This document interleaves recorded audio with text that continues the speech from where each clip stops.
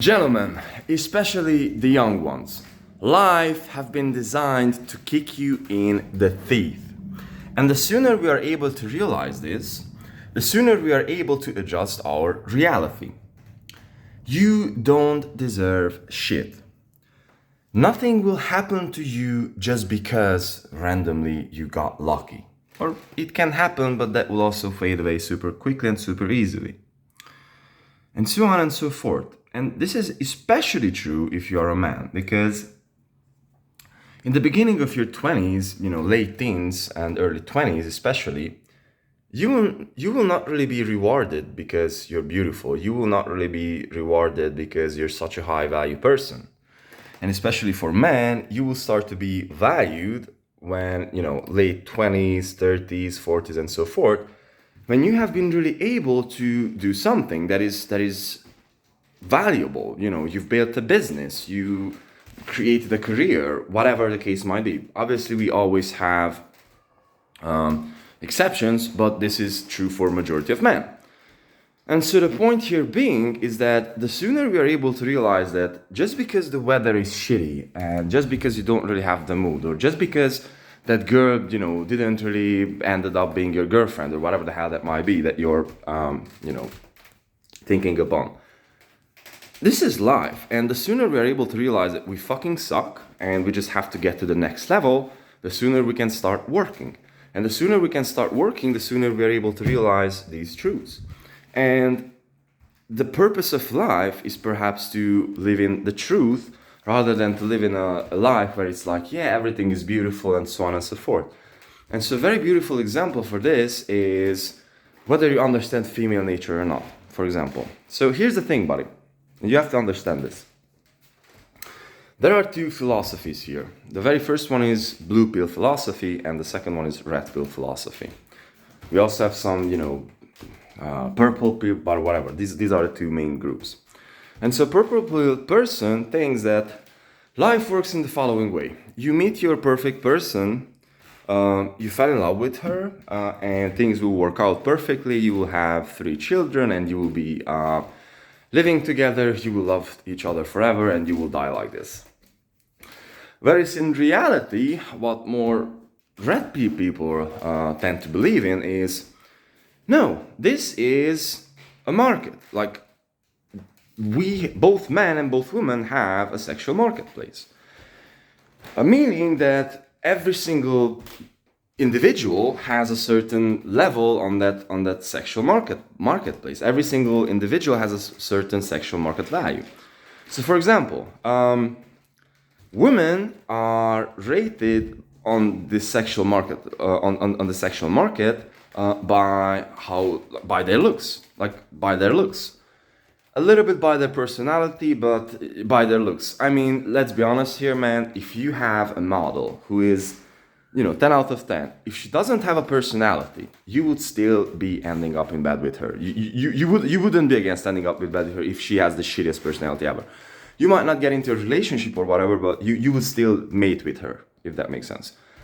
And if you don't say yes, then unfortunately you're gay. So, on the other hand, if you're a woman and you can have the best personality, you can have money, you can have whatever the hell you would like to have.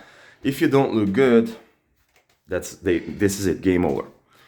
On the other hand, for men, we have more measurements. So obviously looks, of course, matters. Physical, how tall are you, or like how good looking are you, whatever the case might be. But here's the thing.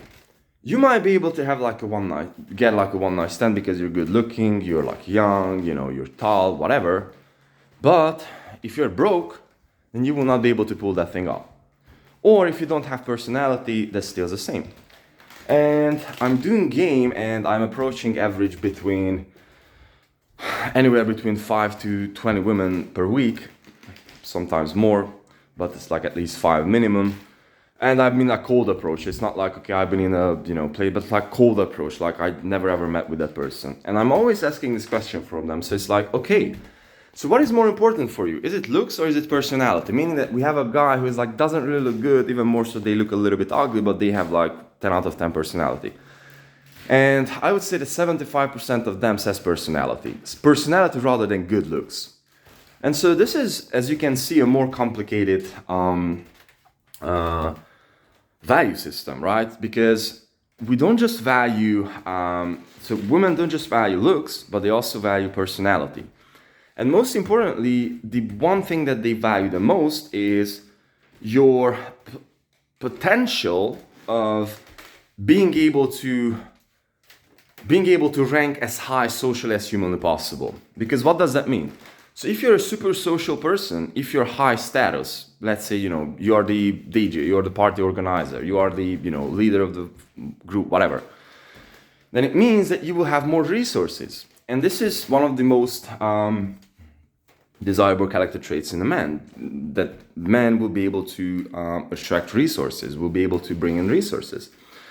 And so this all has a very, very strong biological basis.